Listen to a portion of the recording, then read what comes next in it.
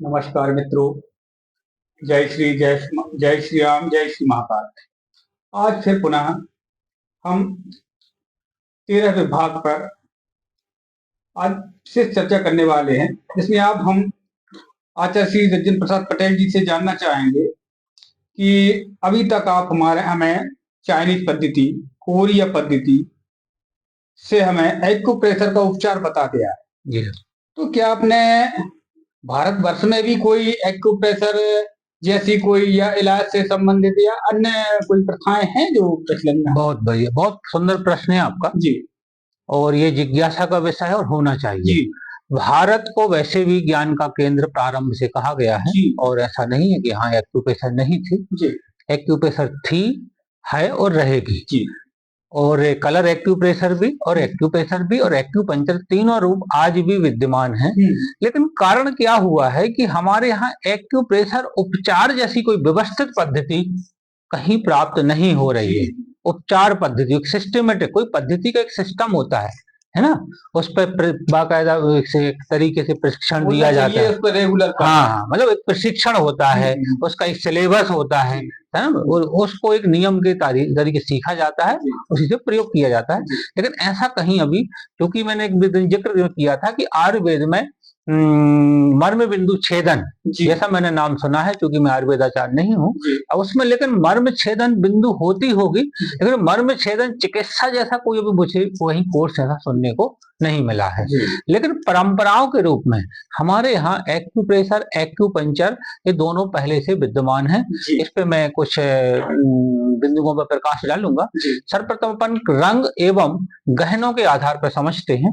जैसे सर्वप्रथम अपन माताओं बहनों की चर्चा करते हैं, एक मांग का भरा जाना, ये विवाह के बाद भरी जाती है और शायद मुझे लगता है कि जब मांग भरी जाती है तभी जो गहने चढ़ाए जाते हैं लड़के की तरफ से, बर की तरफ से, तो यहाँ पर एक गहना भी तो जो यहाँ पर मैंने बताया था कि एक मेहंदी बोलते हैं, तो यहाँ पर विशेष पॉइंट है जो मेरिडियन भी बताई थी, गवर्नमेंट बेसल मेरिडियन होती है जो कि मस्तिष्क के बिंदुओं को एवं यहाँ पर जो पिट्यूटरी ग्लैंड होती है, जिसको हमारे मेडिकल साइंस में मास्टर ग्लैंड बोला गया है, अन्य हार्मोन्स ग्रंथियों पे वो कंट्रोल भी रखती है। तो ये जो लाल कलर का लगाना, लाल कलर का भी एक कारण है कि लाल कलर इसीलिए लगाया जाता है ताकि लाल कलर की एनर्जी ही अग्नि है, तो जहां भी लाल कलर लगेगा वो चीज सक्रिय हो जाएगी। तो यदि थोड़ी बहुत वो ग्रंथि कम है तो मास्टर ग्लैंड यदि सही रहेगी तो अन्य ग्रंथि भी संतुल रहेंगी। तो प्रथम हुआ। दूसरे हम आते हैं कर्ण छेदन पर। कर्ण छेदन आपको आज भी मिलेगा है ना, लेकिन पहले यदि आपको याद हो या कोई आपको उदाहरण मिल सकता है, कान में आपको 3 छेदन मिलेंगे। आपका कान दिखाइए, एक कर्ण छेदन यहाँ पर अभी वर्तमान में यहाँ मिलेगा नीचे, एक पहले यहाँ भी होता था और यहाँ भी होता था। एक दिन या 2 दिन में विस्तार से कर्ण पे भी बताऊंगा कि कर्ण एक्यूपंक्चर होता है। तो ये भी एक पूरा मनुष्य का जो आकृति है इसमें भी है। कभी आप एक चित्र देखेंगे, बायोलॉजी का चित्र देखना, जैसा बच्चा गर्भ में लेटा रहता है बिल्कुल वैसे ये कान होता है। हाँ, तो ये मस्तिष्क होता है, ये मस्तिष्क होता है, ये गर्दन का पॉइंट है और एक कमर और पीठ का पॉइंट होता है। हाँ, जब कभी आपको कान खींचे, कभी आपके टीचर बच्चा होता है बिल्कुल कान की आकृति में होता है। जब आप पढ़ते थे कभी कान खींचे टीचर ने? जी। लेकिन कहाँ खींचे? यहीं खींचे होंगे। एक्चुअली में ये मस्तिष्क, हाँ मस्तिष्क पॉइंट होता है। तो ये कर्ण छेदन इसलिए क्या हुआ, इसको बंद हो गया है, ये भी बंद हो गया, लेकिन अभी भी ये कर्ण छेदन चल रहा है। तो ये एक्यूपंक्चर का उपचार ही है, ठीक है ना। इसके बाद आप और भी आगे आइए। अब सीधे अपन गहनों पे आते हैं। गर्दन के गहने, गर्दन में यहाँ मैंने पहले भी बताया था कि पीछे पॉइंट्स होते हैं यहाँ पर, है ना, सर्वाइकल के पॉइंट होते, गवर्निंग वेसल भी वहां से 3-4 मेरिडियन वहां से गुजरते हैं। तो जो गहने पहने जाते हैं तो वो कहीं ना कहीं प्रेशर तो देंगे, तो गहना जाके यहाँ से जाके यहाँ पे चेस्ट, मैंने पूरी बॉडी में पॉइंट्स बताए थे, है ना, तो वो यहाँ पर प्रेशर का काम करते। यहाँ करेंगे तो गले का पॉइंट, यहाँ करेंगे तो चेस्ट के पॉइंट, और यहाँ पर अच्छा दूसरा अपन ताबीज वगैरह भी पहनते हैं, रुद्राक्ष पहनते हैं, रुद्राक्ष प्रेशर का काम करता है ना। तो ये भी रुद्राक्ष का अपना एक आध्यात्मिक और धार्मिक महत्व है, ज्योतिष की तरफ से अपना महत्व है, लेकिन जब प्रेशर आता है तो वो एक्यूप्रेशर का भी काम करता है। तो गर्दन का यदि कोई गहने पहनते हैं उससे गर्दन की जो पॉइंट प्रेशर होते रहते हैं और गर्दन स्वस्थ रहती है, देखा होगा। इसके बाद और भी अपन आते हैं, अभी भी जो यहाँ पे आप भी पहने हो, जी, हाँ आप रुद्राक्ष पहने हैं, रुद्राक्ष आप आध्यात्मिक और धार्मिक दृष्टि से पहने हैं, ठीक है ना। लेकिन यहाँ पर बहुत सारे पॉइंट्स होते हैं। यहाँ पर लंग मेरिडियन का पॉइंट महत्वपूर्ण पॉइंट है, यहाँ पर पेरिकार्डियम है, यहाँ पर पेरिकार्डियम हो गया, और यहाँ पर हार्ट मेरिडियन है। तो हार्ट, लंग्स और पेरिकार्डियम जो कि मस्तिष्क को कंट्रोल रखती है, यहाँ पर पॉइंट्स होते हैं। और महिलाओं को तो गहने देखा ही होगा पहने, तो यहाँ पर जो गहने पहनते हैं, तो एक हमारी और एक पद्धति होती है रिफ्लेक्सोलॉजी, इसको अमेरिकन एक्यूप्रेशर बोलते हैं, उसमें यहाँ पर सेक्स ऑर्गन्स के पॉइंट्स होते हैं, इसलिए महिलाओं को आवश्यक कर दिए हैं, ताकि उनका यूट्रस है, ओवरी है, और वो आर्गन और वहां से निकलने वाले हार्मोन बैलेंस रहे। तो यहाँ के गहने पहनने से ये फायदा होता है, ठीक है ना। तो एक परंपरा में आ गई है। तो देखिए सास पहनती थी तो बहू पहनेगी, बहू की जब बहू आएगी तो बहू भी पहनेगी। तो इसको परंपरा से जोड़ दिया, इसको धर्म से भी जोड़ दिया, है ना, समाज से भी जोड़ दिया, तो उसके पॉइंट से फायदा मिलते रहते हैं। एक और मैं आपको बताता हूँ, ये तो आप पहने जो रत्न पहने ज्योतिष की दृष्टि से, लेकिन एक अंगूठी तो लोग पहनते ही हैं। कहाँ पहनते हैं? इसमें, और इसका अंग्रेजी में नाम है रिंग फिंगर, माने जो पहली रिंग पहनते हैं अंगूठी वो इसी में पहनी जाती है, ठीक है ना। तो इसमें क्यों पहनते हैं? इसको एक्यूप्रेशर की दृष्टि से देखा जाए तो मैंने जब पहले दिन या दूसरे दिन मेरिडियन बताई थी, यहाँ पर एक ट्रिपल बार्बर मेरिडियन, यहाँ से प्रारंभ होती ट्रिपल बार्बर मेरिडियन, यहाँ से। ये भी बिल्कुल हम लोग जो हार्मोन्स के पॉइंट लगाते हैं, चाहे उसमें थायराइड का पॉइंट हो, चाहे पिट्यूटरी ग्लैंड का पॉइंट हो, चाहे उसमें गाय जो अन्य पैंक्रियाज का पॉइंट हो, या अन्य थाइमस ग्लैंड पे भी हम लोग काम करते हैं, जो कि हाइट बढ़ाने का, वो सब पॉइंट्स इसी में रहते हैं। तो ये जो शादी वाली अंगूठी इसीलिए इसमें पहनाई जाती है, क्योंकि शादी के बाद ताकि हार्मोन्स बैलेंस रहें, चाहे वो महिला हो, चाहे वर हो या वधू हो, इसी में ही पहनाई जाती है ना, रिंग सेरेमनी जब होती है या शादी में। तो देखिए ये अंगूठी पहनाने का इसका मतलब है हमारे पूर्वजों को, हमारे आयुर्वेदाचार, हमारे जो ऋषि थे, उनको कहीं ना कहीं इसको स्वास्थ्य से जोड़ के रखा। अपने यहाँ कुछ भाई पुरानी परंपराएं विलुप्त होती जा रही हाँ, लेकिन लोगों को ध्यान में रखना चाहिए उसमें। अब समझ में आएगा लोगों को, इस बात को लेकर ही परंपराओं में आई हो। बिल्कुल।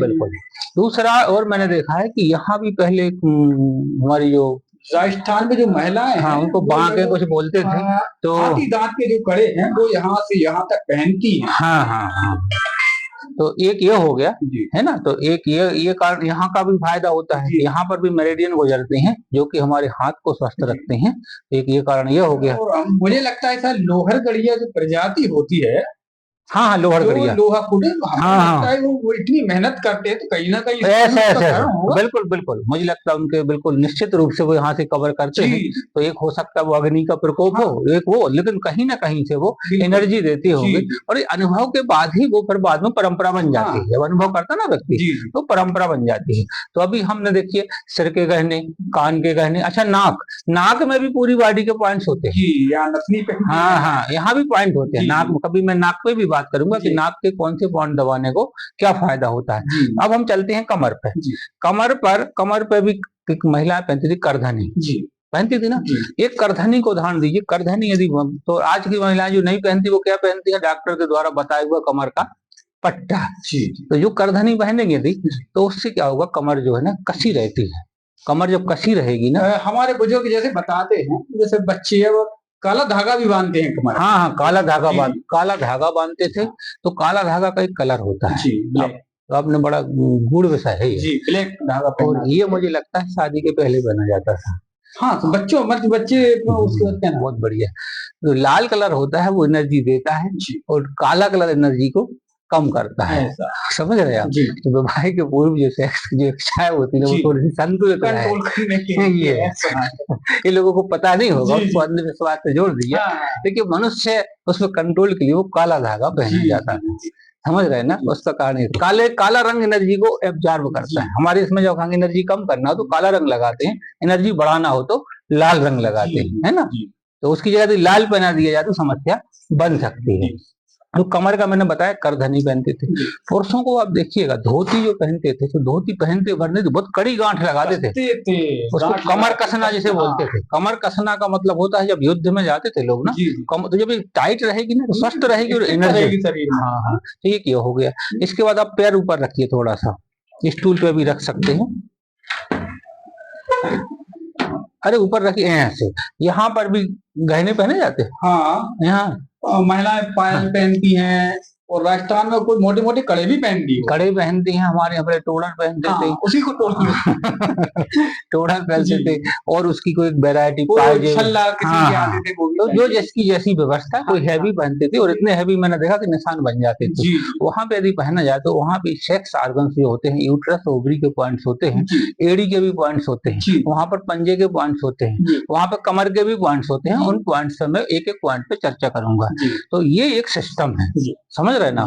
तो ये एक सिस्टम है कि जो जहां जहां भी गहने पहनते थे वहां पर निश्चित रूप से मैंने जो अध्ययन किया, चाहे वो चाइनीज हो, चाहे वो जर्मन हो, चाहे वो जर्मन की इलेक्ट्रो एक्यूपंक्चर हो, चाइनीज की टीसीएम हो, टीसीएम मतलब होता है ट्रेडिशनल चाइनीज मेडिसिन, चाहे अमेरिकन रिफ्लेक्सोलॉजी हो, सभी में जहां जहां गहनों को देखा जहां पहने जाते हैं वहां पर निश्चित रूप से एक्यूप्रेशर के वो पॉइंट जो कि विशेष आर्गन से, महत्वपूर्ण अंगों से संबंधित होते थे। तो रंग पे अपनी चर्चा चल रही थी, तो रंग का एक और मुझे याद आ कि चंदन लगाते हैं। चंदन कहाँ कहाँ लगाते बताइए आप? ये मस्तक पे, कान पे भी लगाते हैं। हाँ, दूसरा और बताइए। कंठ पे भी लगाते हैं। और कहाँ लगाते हैं?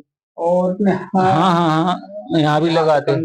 हाँ, और यहाँ भी लगाते हैं, यहाँ भी लगाते। ठीक, जो अपनी कलर की जो चर्चा हुई, तो मैंने अक्सर देखा होगा, मैंने जो लाल कलर की ऊर्जा बताई थी अग्नि ऊर्जा, ऑरेंज नारंगी कलर है वो भी हार्टनेस मतलब वो भी अग्नि ऊर्जा है, और पीले कलर की जो ऊर्जा होती है ह्यूमिडिटी या पृथ्वी तत्व होता है, लेकिन वो भी शीत को कम करता है।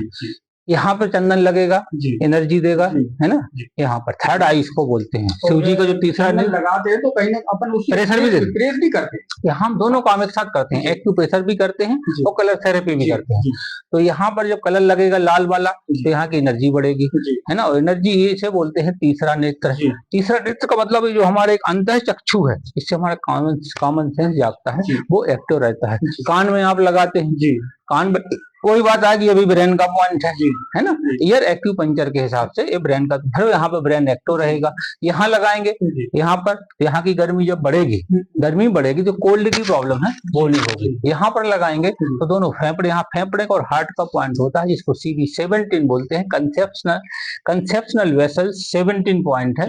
यहाँ पर यदि आप पीला कलर लगाते हैं, लाल कलर लगाते हैं, तो लंग्स की जो कोल्ड है, लंग्स में जो लंग्स और हार्ट में भी थोड़ी शीतलता आती, तो हार्ट कम काम करता, बीपी लो होता है उसमें, जो आजकल ब्लॉकेज जो आते हैं ड्यू टू एक्सेस कोल्ड की वजह से आते हैं, है ना? तो यहाँ पर लाल कलर लगाते, तो मैं नहीं बोल रहा कि जिनके हार्ट ब्लॉकेज वो ठीक हो जाएगा, लेकिन जो स्वस्थ हैं वो स्वस्थ बने रहेंगे या उसको थोड़ा कुछ मदद करेंगे। तो ये जो पद्धति है ना, ये कहीं ना कहीं बीमारी उसे पकड़ नहीं पा, हाँ, जल्दी बीमारी नहीं होती है। और यदि सिस्टमेटिक उपचार लिया जाए एक अच्छे अनुभवी एक्यूप्रेशर स्पेशलिस्ट से, तो बीमारी ठीक भी होती है। तो इस प्रकार से आपने देखा होगा कलर पे कभी भी किसी भी अपने रंग में नीला काला रंग नहीं है, नीला काला नहीं है ना, वो एनर्जी बढ़ाने के लिए। अब मैं इस पे एक और आपको चर्चा करता हूं, जो मैंने 25 साल में अनुभव किया उसके में कुछ हर चीज का एक अपवाद होता है। क्या होता है? अपवाद। प्रकृति ने स्त्री के लिए, फीमेल के लिए थोड़ी सी ठंडी तासीर, पुरुष के लिए थोड़ी सी गर्म तासीर, तुलनात्मक। लेकिन हर चीज का एक अपवाद क्या है कि 5 से 10% जो फीमेल या महिला है उनकी एनर्जी गर्म होती है, पुरुषों की ठंडी होती है। कुछ महिलाओं को मैंने ऐसा भी देखा कि जो महिलाएं ये क्या लगाती थी, मांग भरती थी, ठीक है ना? तो उनको जब उनका जो सरदर्द ठीक नहीं हो रहा था, मैंने उनसे अपने काफी समझाइश के बाद 2 महीने के लिए मांग भरवाना बंद करवाया, उनको मैं फिर उपचार दिया, उनकी जो हीट कम की, उनका जो सर दर्द, चक्कर आना, जो क्रोध आना होता था, उसमें उनको फायदा हुआ। और उनको फिर मैंने ये बताया कि थोड़ा नाम के लिए लगाइए इसको, फिर प्रैक्टिकल उनको बाकायदा उससे फायदा हुआ। कुछ केसेस हाँ, क्रोध है, अग्नि ज्यादा है, तो मतलब वो मैंने अनुभव करने के बाद तो ऐसा भी देखा कि वो वहां पर वो काम कर रहे थे, वो एनर्जी अग्नि वहां से ज्यादा जा रही थी। तो ये मैंने 25 साल के अनुभव 10 से 15 महिलाओं पर ये भी प्रयोग किया कि उनकी मांग को या तो बंद ही करवा दिया। मैंने भगवान से आप थोड़ा सा डरो मत, आप इसको बंद करिए, इससे आपके स्वास्थ्य में अंतर आएगा, है ना? तो ये बड़ा अनुभव की चीज है जो मैंने 25 साल में अनुभव भी किया है, अपने ग्रंथों में पढ़ा है, और अन्य देशों की जो चिकित्सा पद्धतियां हैं, इसको अल्टरनेटिव मेडिसिन बोलते हैं, वैकल्पिक उपचार। लेकिन अब तो हमारे यहाँ कुछ ऐसे कोर्स आ गए कि मेन पद्धतियों में इसको जोड़ दिया है ना? तो आज आपने बड़ी अच्छी जिज्ञासा रखी। तो हमारे यहाँ ऐसा नहीं है, ये पारंपरिक था। एक मुझे अब भी चलते चलते याद आया कि सैन लोगों को जानते हैं, वो दबाते हैं। गाँव में आप जाएंगे तो महिलाओं में भी ये प्रथा थी, वो कुछ ऐसी पॉइंट दबाती थी या बच्चों को मालिश करती थी, उनमें परंपरा से उनमें भी है। उनकी सास या उनके पिताजी परदादा से उन्हें सीखा। तो लेकिन समस्या ये रही कि हमारे यहाँ एक पारंपरिक ज्ञान मान लिया, लेकिन उस पर एक सिस्टेमेटिक क्रमबद्ध लिखित और प्रायोगिक ज्ञान की कमी रही, और मुझे लगता है वो कार्य होना चाहिए। तो हमारे यहाँ थी, उस ज्ञान का कलेक्शन नहीं हो पाया। तो मैं नहीं बोलता कि हमारे यहाँ पद्धति नहीं थी, लेकिन एक सिस्टेमेटिक नहीं थी, तो परंपरा में छुप गई। अरे वो परंपरा क्या होती है, परंपरा कभी कभी बदल भी जाती है, लेकिन जब कोई ज्ञान क्रमबद्ध होता है और प्रयोग के शास्त्रों में या पुस्तकों में लिखा रहता है, इसका प्रयोग होता रहता है, उस पर चिंतन मनन होता है, क्योंकि वो ज्ञान की कैटेगरी में आता है। परंपराओं पर प्रश्न आते हैं, ज्ञान पर डिस्कस होता है, प्रश्न कम आते हैं, है ना। तो मुझे लगता है कि अब इसकी आवश्यकता है और इस पर कार्य किया जाए। निश्चित रूप से हमारे यहाँ जो ज्ञान छुपा हुआ है परंपराओं में या थोड़ा थोड़ा कहीं इधर उधर शास्त्रों में आया है, उससे भी एक अच्छी चिकित्सा पद्धति विकसित हो सकती है। तो आज अपन ने ये भारतीय परंपरा में जो हमारा एक्यूप्रेशर समाया हुआ है, रंग के रूप में, रंगोपचार भी है, एक्यूपंचर भी है, एक्यूप्रेशर है, उस पर अपन ने चर्चा की, और इसी क्रम से अपन अन्य विषयों पर चर्चा करते रहेंगे। नमस्कार, आज की चर्चा को यही विराम देते हुए कल फिर पुनः हम 14वें पार्ट पे बात करेंगे। इसके लिए आपको बहुत बहुत धन्यवाद। जुड़े रहिए। जय श्री महाकाल। हमारे वीडियो को शेयर करें, अन्य दोस्तों तक पहुंचाएं। बहुत बहुत धन्यवाद। जय